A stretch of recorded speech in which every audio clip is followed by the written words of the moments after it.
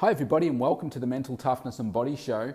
My name is Rob Evans and I'm your weight loss coach, health strategist and internationally published author, helping take your life, your mindset, your business, your body and health from where you are right now to becoming unstoppable. And today's topic is about not prejudging the outcome.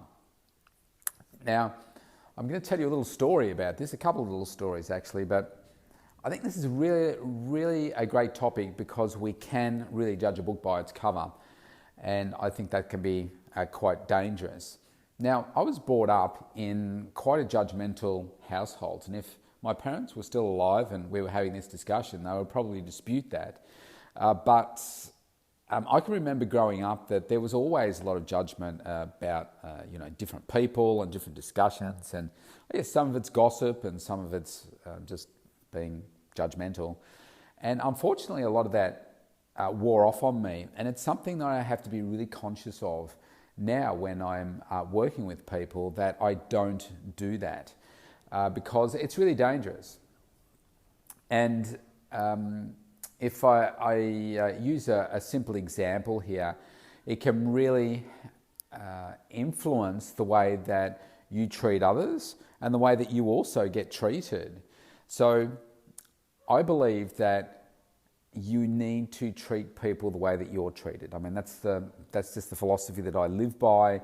It is something that I realized probably from my mid-20s or early 20s when I started to be more aware of what was happening in my home environment and realizing that I just didn't like some of the aspects of that. So I took on myself to say, well, I'm going to treat others the way that I want to be treated. And I identified the values and belief systems that continue to evolve over time to take me through life and get me to where I am right now. But I certainly believe in serving people with integrity, with passion, and certainly ethics, so that you are always putting your best self forward in front of people without knowing who they are, because you never know. And I'm going to use a couple of examples, but the first little story I've got is this would have happened about 12 months ago, I guess, maybe just coming up to 12 months ago. And no, actually it's a little over 12 months ago. And so the girls and I had basically won this prize to have a photo shoot. And so I took the girls in there, and it was going to be their first time that they'd ever had professional photos taken individually, apart from with Santa and stuff, or babies. And so they were going to have individual shots. We were all going to have individual ones. They were going to have some together, and then we're going to have some all together as well. And it was really nice. They turned out really magnificently. But when we got there, so we had to get changed when we got there. So we weren't sure what we were going to wear first. So they said, just bring all your clothes, you get changed here, and we'll work out what to do. So we started off, pardon me, casual, and then worked up to something more formal. And on that particular day, it was really, really hot. It was like a day in the high 30s or 40s. And sorry if there's some background noise. We're in the middle of a storm right now. It's super, super windy, and the rain is really coming down on the roof and into the windows. It was a really, really hot day. And now, if you've ever been to Melbourne before, like, we have a really dry, oppressive heat. And when it's up as high in the high 30s and 40s, we normally have a strong wind, like a northwesterly wind comes in from the desert, and really uncomfortable. And so we got there early because we weren't sure what the traffic was going to be like, because it was in the city, just on the edge of the city. And so we got there early, and on the way there, we passed a couple of luxury car places. So McLaren, Lamborghini, places like that. I think there was Porsche and stuff down a little bit further. They were all kind of in a row. And I parked the car and I said to the girls, why don't we go and have a look? Because it was a Saturday, they were open. So we went in, and first of all, we went into Lamborghini. Now, firstly, it was the way that we were dressed, because we were dressed super casual because we were going there to get dressed, and keep in mind that it was a really hot day. So we'd had showers and everything, but we were, the girls were just dressed in, I think, summer dresses. I mean, they would have been like 12, 14, something like that. And I was just dressed in like a singlet and shorts. So we go into this Lamborghini place, and without a shadow of a doubt, the people from they were showing somebody through a Lamborghini four-wheel drive, and then there was other people, like salespeople, over at like a counter, if you like. And they kind of imagined, we walked in, they looked up, kind of looked us up and down, and then just went back to what they were doing. And I thought, wow, that's interesting. So I thought, let's just hang around here for a bit. We'll have a look at the cars, and because I mean, I've never seen a Lamborghini up close before, and I thought, wow, this is pretty cool. Look at this, and look inside them and everything, and making sure the girls didn't touch them and everything. We took a couple of selfies, sneaky ones, and we were in there for about 15 minutes. Now, not once did a person come up to us and ask us if we needed any help. And there was only one other customer there, and they were being dealt with. And I thought, wow. And I said to the girls, let's just stay here for a second and just observe what the salespeople are doing. And it was fascinating. They took the other guy out for a test drive. There were still two salespeople there, and still no one came over and even said hello or anything. And I thought, wow, isn't that interesting? They've completely judged us on the way that we look, and that obviously we weren't serious buyers in their mind, which we weren't, but they've obviously prejudged. They wouldn't have known. And we left. So we walked past them as we left. They didn't say anything. And we went right just over the road. That was right next door. There was a lane, like a driveway separating the two, into McLaren. Now we walked into McLaren. There's one guy in there.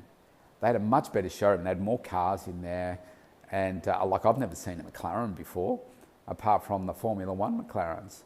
And the guy that was sitting down behind his desk, he said, "Hi, how are you?"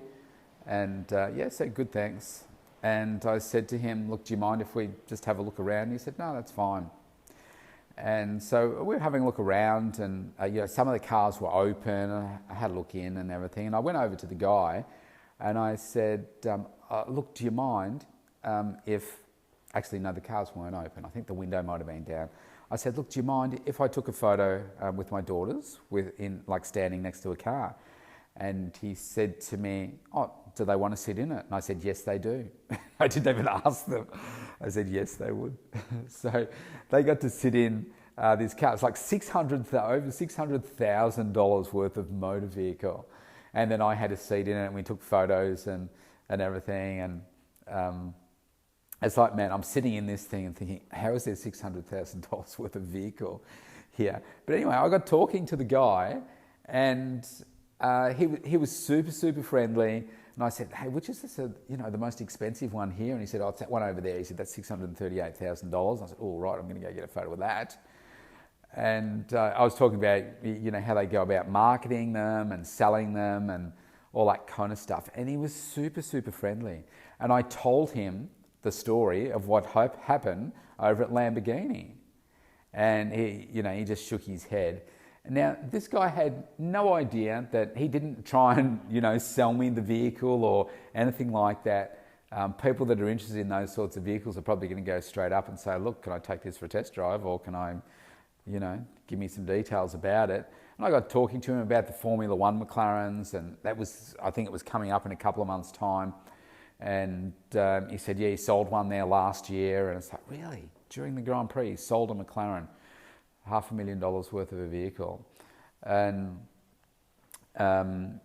it was just really, really good. And I said to the girls, "Did you notice the difference between the McLaren dealership and Lamborghini?" And they said, "Yeah."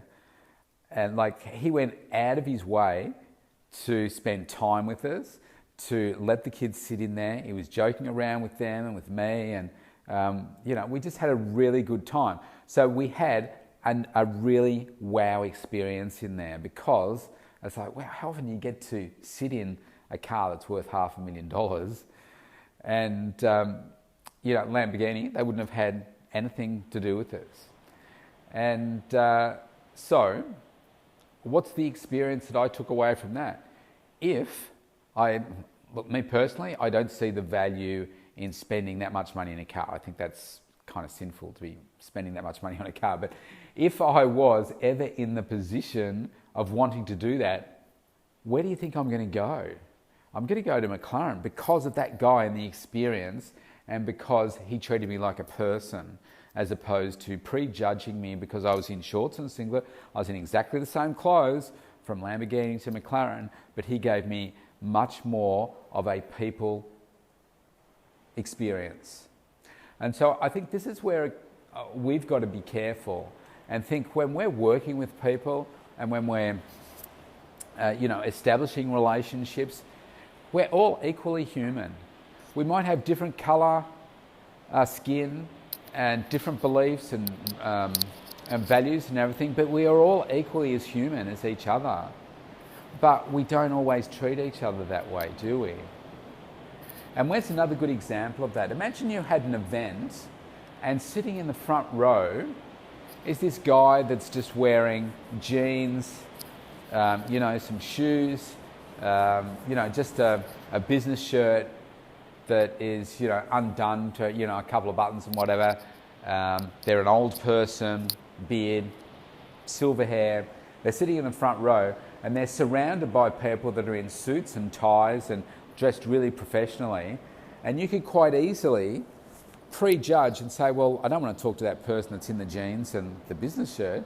Clearly they haven't shown up with the right sort of attitude or anything. I'm going to talk to these other people. But what if I told you I just described Richard Branson in the jeans, the shoes, and the business shirt that's open? Then you'd be saying, oh yeah, well, maybe that would be completely different. Or if I describe somebody that's wearing sneakers and jeans and just a t-shirt or something, and then you say, oh well, I wouldn't go to that person, but maybe that's Jerry Seinfeld. Think, oh well, gee, well if it was him, then I would, yeah, absolutely. So we have to be really, really careful, I think, in when we're dealing with people, and treat people as equally human as each other. Serve everybody with integrity, with passion, with the right ethics, so that it doesn't matter who you come across, you're treating them the same, because you don't know who that next person is. You don't know everything about them, and sometimes people will test you out. So the easiest way is to just treat everybody the same. And you should want to do that. It should come from your heart. So if somebody turns up and they're covered in bling and everything, and they've got the fancy car and they're kind of a bit show pony, and if anything, that puts me a little bit off. I think, oh, well, geez, anyone can really, you can go and hire a car, you can be in debt to your eyeballs and just be a show off, or, you don't shove those things in people's faces. But same thing, you still treat everybody equally. Because you just don't know where the next possibility will come, the next opportunity. And I think the experience that I had with McLaren was just a really beautiful one to articulate to the girls how people will judge you and how we shouldn't be doing the same thing. So, I hope this has been useful for you. I thought it was an opportune moment. I came across the photo of the McLaren yesterday and I thought, I should tell you about this because it's always stuck in my mind. I've told the story to a number of people, and if anyone's in the market for a Lamborghini based on my little story, they'll probably say, well, I'm not going to go bother to do that. I'll go to McLaren. They sound like they're great people. It's a different experience, and people will judge you. So don't you fall into the same trap. Have a great day wherever you are in the world. If you want to work more closely with me, go to thementaltoughnessandbodyshow.com, scroll to the bottom and you can opt in for a free consult, and I'd love to connect and see how we can do business. All right, see you soon. Bye.